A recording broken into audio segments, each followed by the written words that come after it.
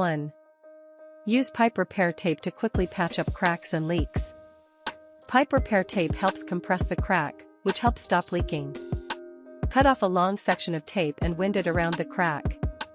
Continue looping the tape to the left and right of the crack to make sure the leak is totally covered. 2. Cover the damage with a sticky patch as a simple solution.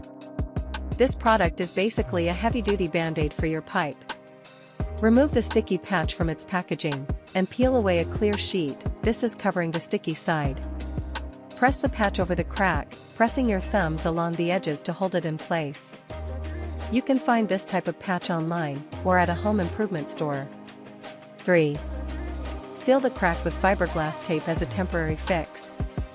Fiberglass tape uses water to create a hard surface over the pipe. Wet the surface of the pipe with a damp towel so the resin tape sticks better. Then, wind the fiberglass resin tape over and around the crack until the leak is completely covered. Give the resin 15 minutes to harden all the way. Unlike the other options listed here, fiberglass tape isn't a permanent fix. However, it's a good solution if you're in a pinch.